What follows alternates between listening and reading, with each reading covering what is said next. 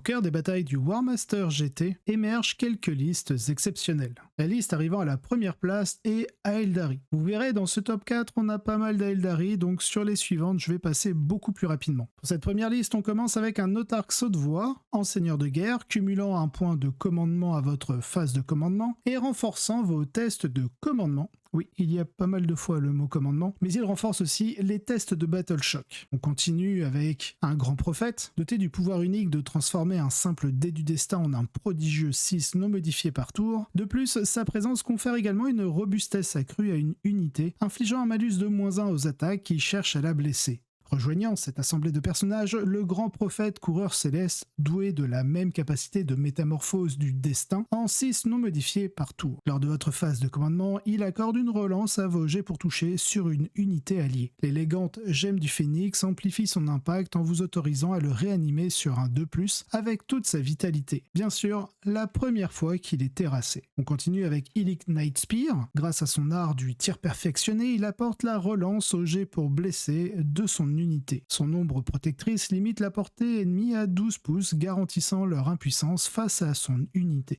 Le solitaire, figure énigmatique, dévoile une capacité extraordinaire en ajoutant 2 d 6 pouces à sa vitesse et 3 à ses attaques une fois par bataille. Bien entendu, il est aussi capable de pouvoir charger, même après avoir effectué un mouvement d'avance. Ensuite, l'Incarne, l'entité mystique, qui surgit de l'ombre à chaque destruction d'unité, se plaçant près de la dernière figurine tombée, en évitant la portée d'engagement des attaques ennemies. Les dégâts dirigés contre elle sont d'ailleurs réduits de moitié. On continue avec les autres unités, 2 prismes de feu. Manœuvrant avec précision, ils peuvent relancer un jet pour toucher et blesser, garantissant une efficacité dévastatrice de leurs armes. Un tisseur de nuit, habile manipulateur, il ralentit l'ennemi en réduisant sa vitesse de 2 et en l'empêchant d'avancer. Une unité de 5 rangers, agile éclaireur, saisissent l'opportunité de d 6 pouces de mouvement lorsqu'une unité ennemie s'approche à 9 pouces ou moins. On continue avec une arme d'appui, experte en entrave. Elle impose un handicap de -1 pour toucher à l'unité ciblée. Un marcheur de guerre inflige un malus de -1 pour blesser à ceux qui l'attaquent. Unité de 5 araignées spectrales, maître de la mobilité, effectuant un mouvement éclair de 24 pouces à chaque phase de mouvement selon les besoins. Enfin, le chevalier fantôme, quasi insaisissable, atténue les dégâts qu'il subit d'1 point. Dans un scénario autrefois équilibré jusqu'à la Shadowronde, les Aeldari brillaient face à de formidables adversaires. Soudain, la donne change. Le chevalier fantôme impose sa présence, éclipsant tout adversaire avec ses redoutables canons lourds fantômes. Et alors que le silence se fait, la pièce maîtresse du joueur autrichien prend le devant de la scène. C'est dans ce contexte que se déploie la stratégie des tables du WTC, une densité de décor renforçant l'intégration d'unités à tir indirect. Face à cette nécessité, les agents solitaires, à l'instar d'Illic Nightspear et du solitaire, émergent en maîtres de l'évasion. Ils obligent la main de l'adversaire, en particulier dans les matchs miroirs. Une telle subtilité tactique aurait pu être déterminante lors de la grande finale. À l'heure des applaudissements, nous félicitons chaleureusement le lauréat de cette première place. Une victoire conquise par l'intelligence et l'audace, marquant ainsi une page mémorable dans les annales de cette épopée. À la deuxième position, nous découvrons une autre composition à Aeldari. Passons en revue les ajustements apportés à cette liste. Du côté des personnages, quelques changements. On écarte l'optimisation, la gemme du phénix, Illic Nightspear cède sa place, le grand prophète coureur céleste se retire aussi, et le solitaire également. Mais ces départs laissent place à un deuxième grand prophète, et dans les autres unités, on va retirer le tisseur de nuit, le marcheur de guerre et une unité de 5 araignées spectrales. Pour enrichir les rangs, voici les nouvelles arrivées. Un troisième prisme de feu, une seconde unité de 5 rangers, une seconde unité d'armes d'appui, 2 tisseurs du néant, pesant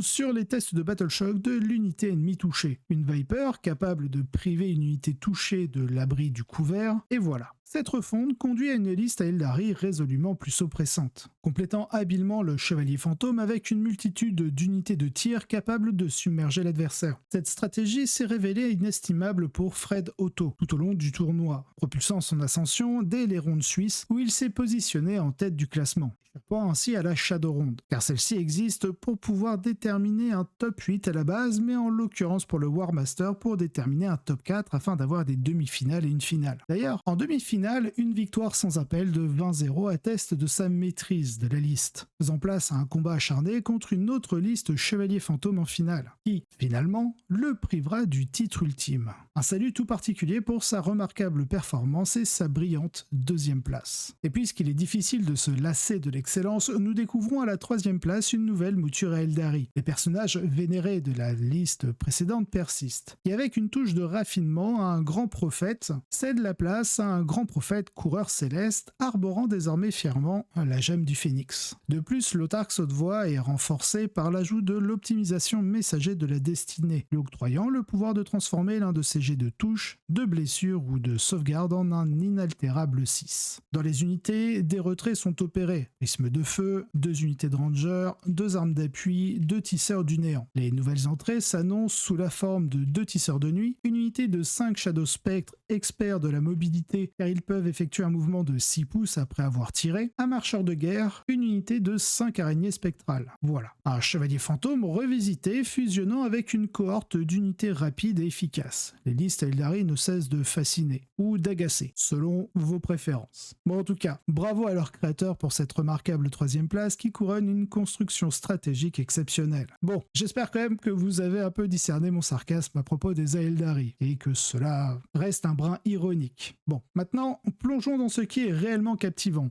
la liste la plus intrigante parmi les 4 premières du tournoi. En plus, c'est l'œuvre d'un joueur français, Salysia. On en avait déjà parlé dans une ancienne vidéo qui parle du London GT car c'est le champion en titre. Il revient avec une passionnante liste de Space Marine du chaos. On va commencer par les personnages. On a Abaddon le Fléau, maître de guerre extraordinaire, gagnant 1 point de commandement sur un 2+, lorsqu'il conclut un pacte sombre. Dans sa phase de commandement, vous pourrez choisir parmi 3 capacités puissantes. Rangon de haine, qui autorise les unités alliées dans un rayon de 6 pouces à relancer leur jet pour toucher. Marque du chaos ascendant, confère une solide sauvegarde invulnérable de 4+, aux alliés dans un rayon de 6 pouces aussi. Et enfin, Seigneur des Légions Renégardes, qui accorde une relance du test de commandement et du Battle Shock des unités alliées dans un rayon aussi de 6 pouces. On continue avec 2 Seigneurs du Chaos, capables de réutiliser un stratagème une fois par tour de bataille pour 0 point de commandement. C'est aussi un guerrier intrépide, améliorant leur attribut de force, d'attaque, de pénétration d'armure et de dégâts au début d'une phase de combat. Bien entendu, ils sont armés du redoutable marteau démoniaque. On continue avec un Cipher,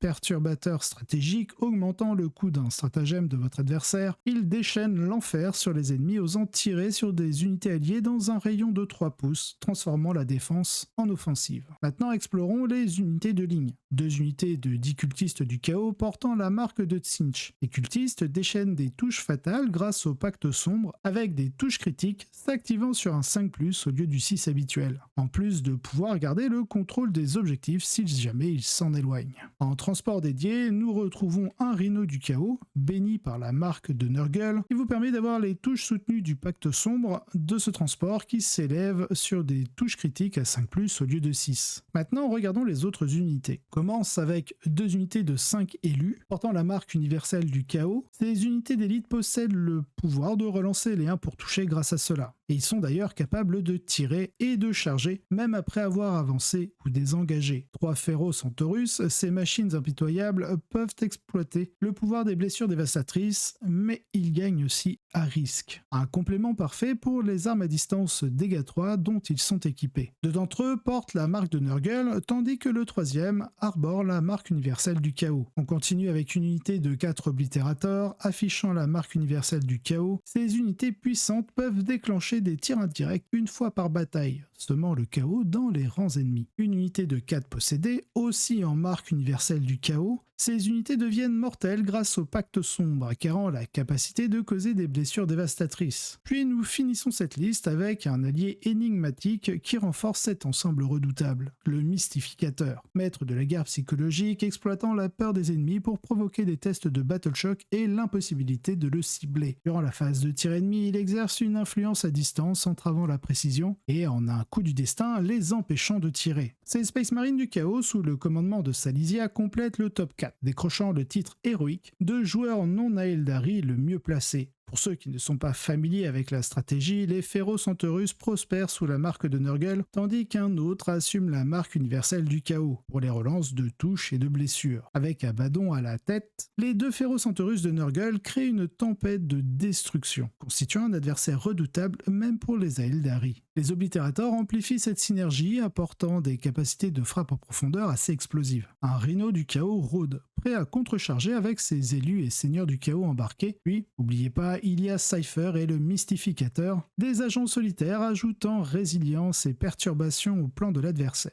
Ce sont des outils clés contre le spam de fantasmes que les Aeldari utilisent. À chaque mouvement, les seigneurs du chaos de Silesia dévoilent le véritable potentiel de leur index, tissant une toile de chaos, de destruction et de brillance tactique. Félicitations à Silesia pour avoir décroché la 4e place, un succès bien mérité qui ajoute une touche intrigante au War Master. Maintenant, passons au prochain tournoi. Bienvenue au tournoi du Golden Ticket. Il réunit 64 joueurs venus s'affronter en Angleterre. Parmi eux, 2 puissantes forces de l'Imperium se sont hissées jusqu'à la finale, l'Adeptus Custodes et la Deathwatch. Aujourd'hui, nous sommes témoins de la confrontation épique entre les Gardiens d'Or et les redoutables chasseurs de Xenos. Plongeons-nous dans un premier temps sur la liste d'armées des Custodes.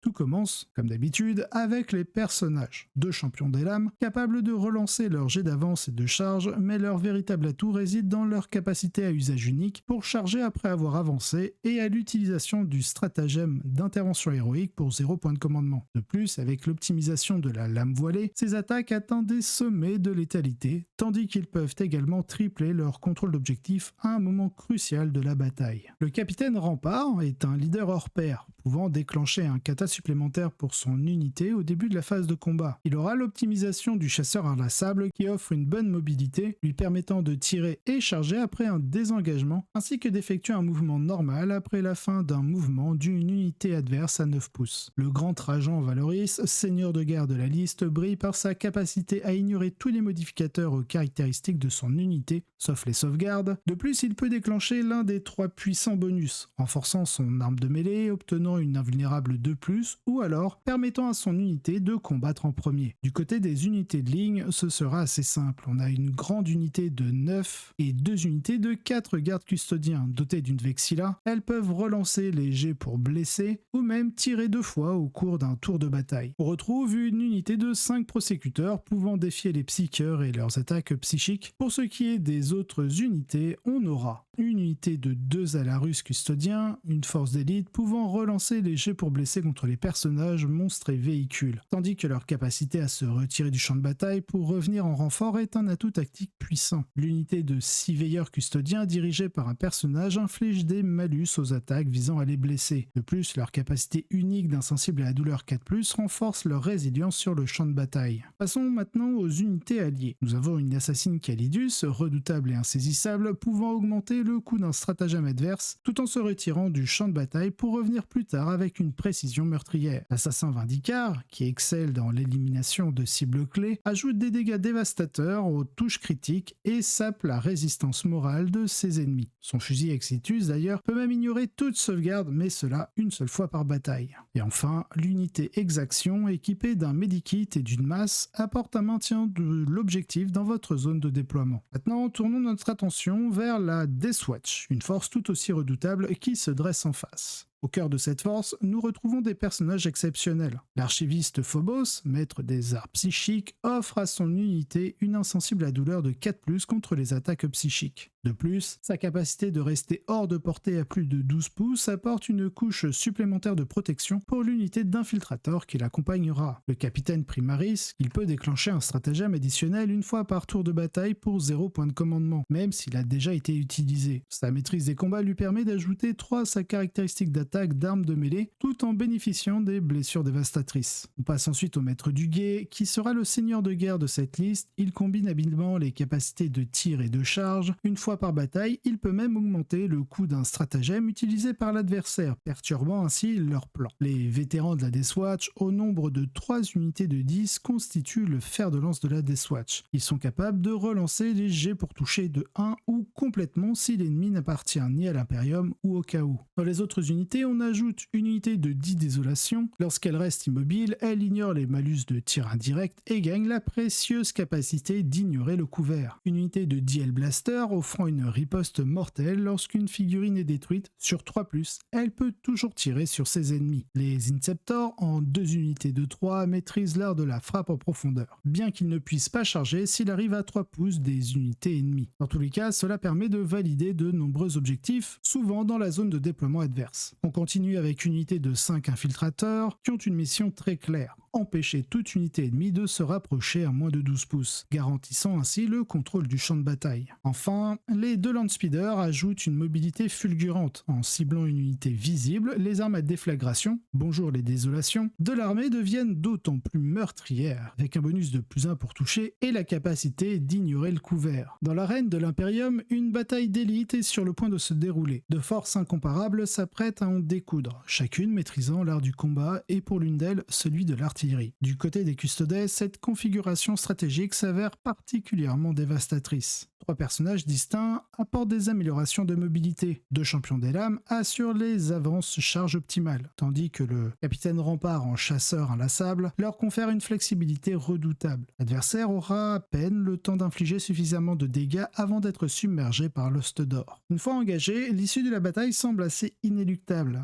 car l'évasion est difficile, mais cependant la Deathwatch a plus d'un tour dans son sac. Grâce à une gamme de stratagèmes astucieux et au détachement mission tactique, cette armée peut mettre en déroute les Custodes qui s'exposeraient, particulièrement avec une escouade complète de Hellblaster dans la liste. D'ailleurs, les décors positionnés sur le champ de bataille, comme Games Workshop le préconise, fournissent une certaine protection, mais les Custodes doivent rester vigilants quant à leur positionnement, car les marteaux-tonnerres de la Deathwatch sont prêts à fracasser leur armure toute dorée. L'expertise des 2 joueurs est mise à rude épreuve dans cet affrontement intense. Dans de telles confrontations, le moment critique est celui où l'échec devient inévitable, où l'issue de la bataille bascule irrémédiablement. Du point de vue de la Deathwatch, l'enjeu est d'empêcher les Custodes de prendre le contrôle du centre du champ de bataille, afin de submerger l'adversaire sur le score. Pour les Custodes, c'est une course contre la montre, alors qu'ils tentent de contenir la Deathwatch et de préserver leurs forces. Ils ont mis en réserve leur atout, une imposante unité de gardiens accompagnée de Trajans garantissant leur sécurité le temps d'arriver. Cependant, la Deathwatch n'obtient pas le premier tour. De ce fait, elle ne tarde pas à répliquer de manière ultra agressive. Utilisant le téléportarium, il lance une unité de vétérans directement dans les lignes ennemies, récoltant ainsi des gains majeurs en points de victoire. Les Custodes,